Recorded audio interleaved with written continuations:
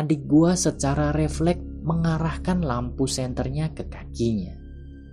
Dan penampakan makhluk itu pun muncul tepat di bawah adik gua berdiri. Pondasi itu tinggi sekitar 2 meter. Gua yang lihat spontan saja kaget sambil memegang tangan adik gua pun dan langsung berlari. Malam itu gua semakin jelas melihat wajah yang rusak, berlumur darah, baju yang robek dengan menghadap kita berdua, dan tangan si makhluk itu seperti mau naik ke pondasi bantaran rel. Kita pun berlari sekencang mungkin. Assalamualaikum warahmatullahi wabarakatuh. Selamat malam, salam sejahtera, Om Swastiastu, Namo Buddhaya, dan salam kebajikan untuk kita semua. Malam Sobat Kaluna, berjumpa lagi bersama gua Bayu di Kaluna Kamis Mistis.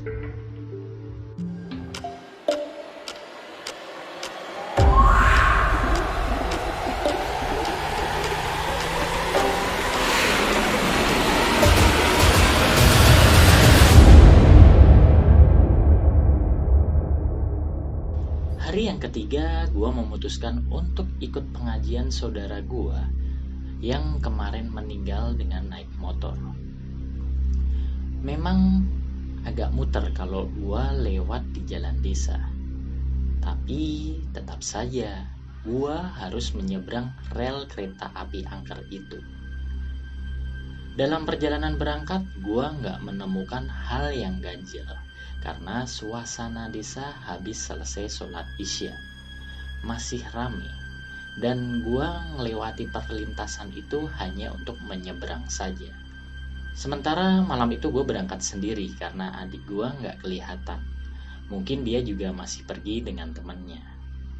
Kenapa juga gue memutuskan untuk jalan sendirian, nggak bersama warga sekitar? Karena gue beda desa dengan warga sekitar. Oke, jam 9 pun gue memutuskan untuk pamit pulang.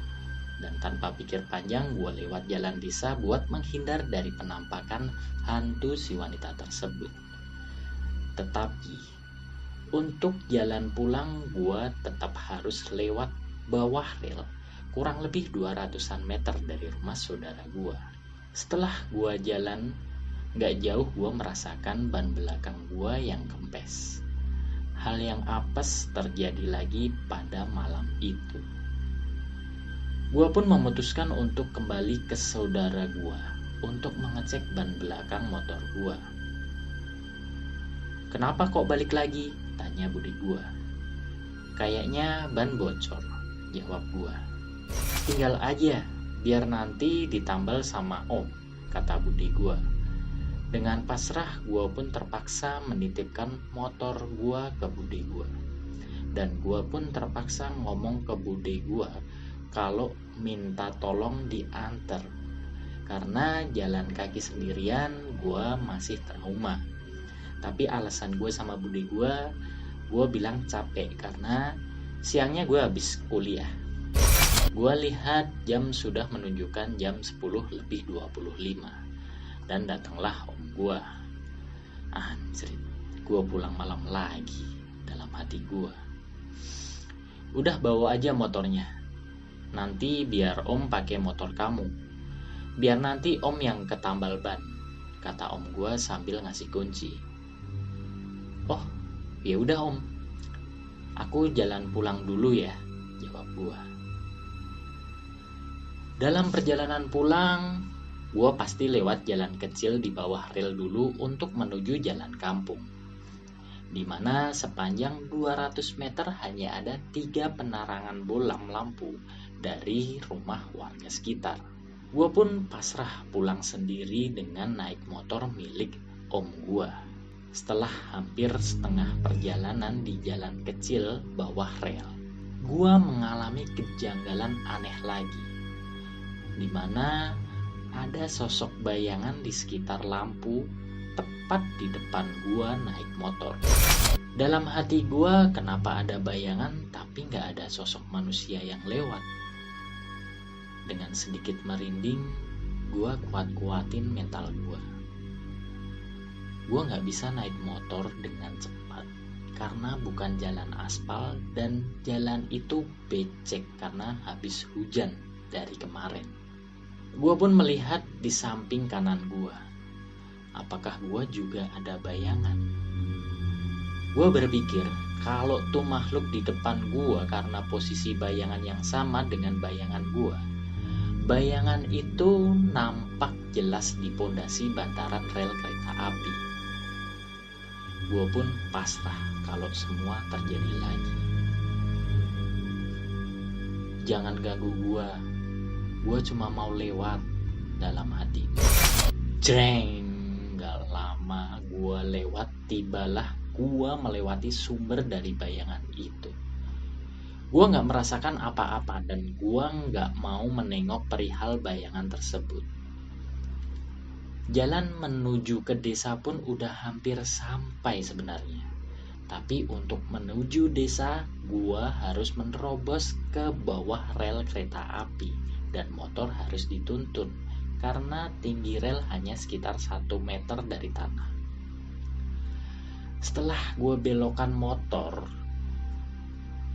dan bersiap untuk menuntun motor, hal yang mengejutkan terjadi lagi. Penampakan hantu si wanita itu muncul dengan terlihat seperti duduk di sekitar besi jembatan rel. Dengan wajah yang masih rusak seperti sebelum-sebelumnya, dia menunduk. Rambut terurai dan sekali lagi gak ada kakinya. Dan jarak gua dengan dia persis di atas gua dan gak ada 1 meter. Perasaan shock, jantung mau copot dan takut campur aduk. Gua tinggalin motor dan langsung gua lari ke rumah saudara gua. Gua gedor pintu rumah saudara gua. "Kenapa?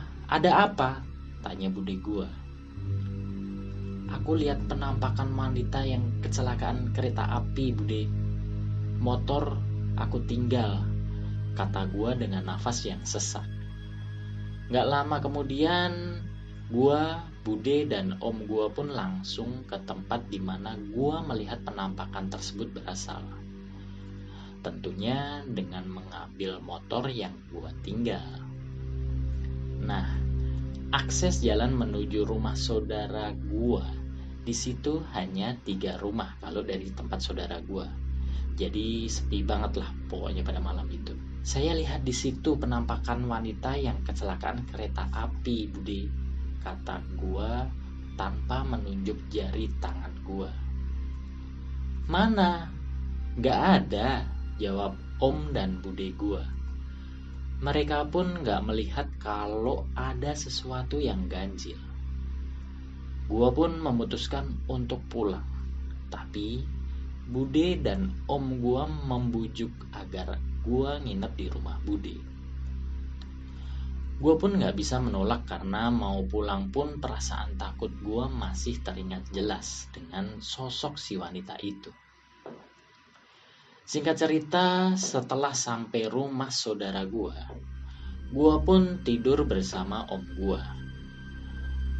Om gua langsung tidur karena dia kecapean habis pulang kerja. Dan gerimis pun menghiasi kengerian malam itu. Gak lama kemudian, dari samping rumah gua mendengar suara orang yang mengetok besi rel pakai batu. Ting, ting, ting. Tapi sekali lagi, gua gak peduli karena gua bersama om gua. Kalaupun si wanita itu masuk memperlihatkan wujudnya, gua tinggal bangunin om gua. Tetapi suara tersebut makin lama bukan makin berhenti, tapi makin sering terdengar. Ditambah suara seperti seorang yang menyeret sesuatu. Pikiran gua gak mungkin orang malam-malam iseng ketok besi rel kereta api, apalagi gerimis gini. Pasti itu hantu si wanita yang ngesot itu.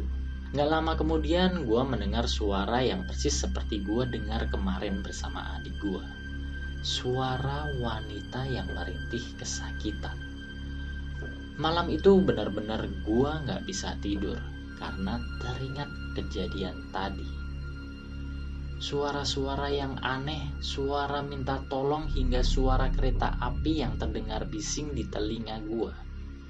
Ditambah lagi, gue tidur di rumah saudara gue yang meninggal belum ada 7 hari. Hingga akhirnya kurang lebih jam 3-an waktu azan subuh pertama, gue baru bisa tidur. Setelah dari cerita gue tentang penampakan hantu si wanita yang kecelakaan kereta api, gue pun dapat kabar dari penjual bakso tetangga gue sendiri nih, yang ternyata dia juga melihat penampakan yang sama. Hingga akhirnya cerita tersebut sampai di keluarga si wanita. Inilah akhir dari cerita gue juga. Setelah keluarga korban melakukan acara doa di area rel tempat terjadinya laka pada waktu itu, alhamdulillah sampai sekarang gue sudah tidak pernah mendapatkan gangguan dari wanita itu lagi. Bahkan saat gue pulang jam 12 malam pun dari rumah bude gue ngerasa baik-baik aja dan gak ada rasa-rasa takut lagi setelah pihak keluarga melakukan doa di area terjadinya laka tersebut. Oke, sekian dulu cerita pada malam hari ini. Buat Sobat Kaluna yang suka dengan konten Kaluna, silahkan subscribe dan tekan lonceng tombol notifikasinya ya, agar selalu dapat updatean episode-episode terbaru di setiap minggunya. Dan jangan lupa juga follow akun sosial media kita di Instagram, TikTok, dan Spotify di @storyofkaluna. Gue Bayu pamit, selamat malam dan selamat istirahat.